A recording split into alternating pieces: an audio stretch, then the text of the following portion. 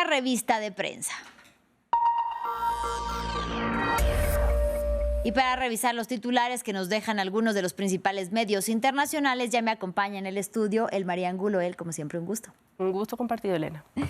Para poder empezar, vamos a hablar acerca de lo que dicen diarios como The Times, The Independent, pero también The New York Times, sobre esta disputa que mantienen Elon Musk, el magnate, y el presidente de Estados Unidos, Donald Trump, después de que Musk, el CEO de Tesla, señalara que Trump, el republicano, aparece en los archivos y en el caso de Jeffrey Epstein, más bien. ¿Qué dicen los diarios? Así es, el diario británico The Times presenta un análisis que titula "Lo que sabemos sobre los vínculos de Trump con Epstein".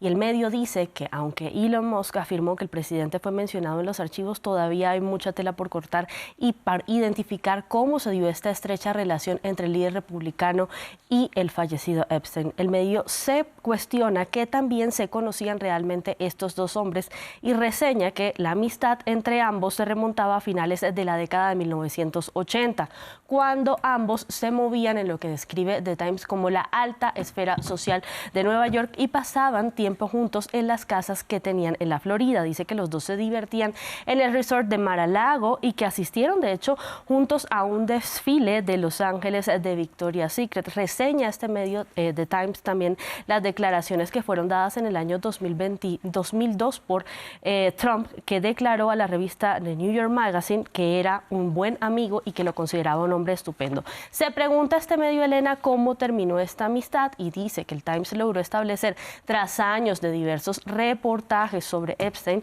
hablando también sobre quienes lo conocieron en el periodo antes de que estallara el escándalo, que la relación entre Trump y él se rompió a partir del año 2004 a raíz de desacuerdos sobre, valga la redundancia, un acuerdo inmobiliario sobre una propiedad en Palm Beach. Presenta también el diario de igual origen británico The Independent un análisis respecto a este estallido de la discusión. Dice: la disputa de Musk-Trump estalla cuando el magnate dice que el presidente está en el archivo Epstein.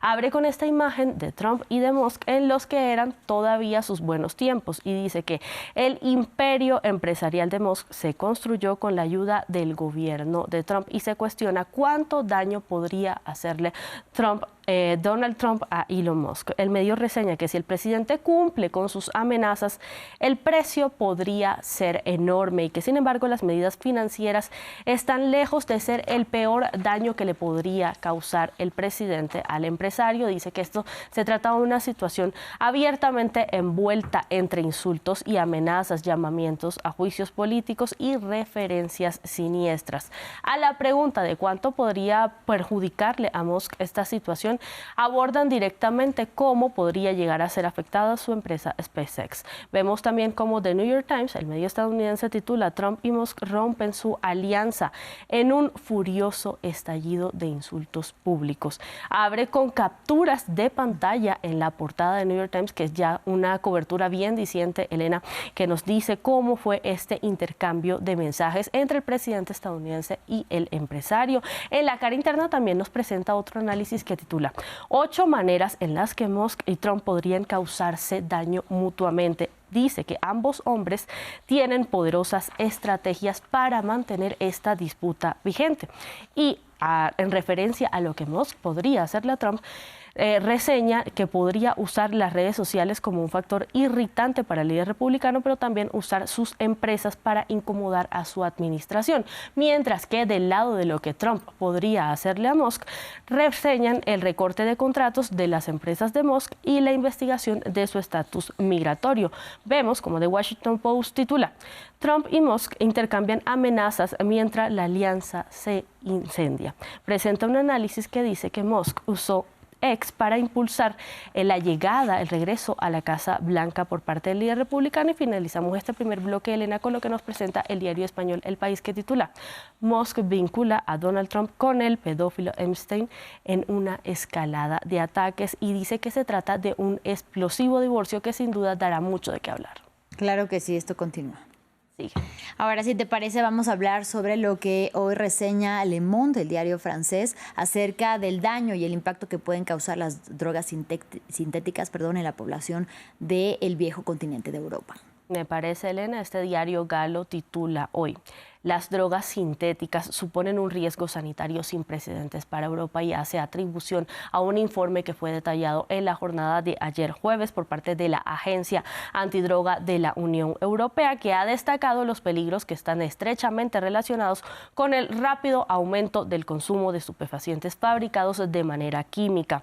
Expone también el caso de Hungría y dicen que la amenaza, abren con una crónica que dice así, Elena, abro comillas, la amenaza adoptó la forma de pequeños caramelos de goma en forma de animal, cierro comillas, sobre la atribución a este artículo que hace referencia a cómo estas drogas se camuflan en formas aparentemente inofensivas y que incluso logran llegar a las escuelas del viejo continente. Dice el medio que en junio del año 2024 estos caramelos cargados de cannabinoides semisintéticos causaron graves enfermedades al menos en 30 consumidores y plantea un panorama abiertamente convulso en el que en otros lugares de Europa, además de Hungría, se han emitido diversas advertencias en relación con el riesgo de la sobredosis de drogas sintéticas. En conjunto, el medio hace una completa reseña del documento que fue publicado ayer y que dice que esto se da en un contexto de rápida evolución de las tendencias en materia de droga en territorio europeo y que Europa se enfrenta a múltiples desafíos que ponen en riesgo a sus ciudadanos. Y cerramos con lo que destaca la portada de The Economist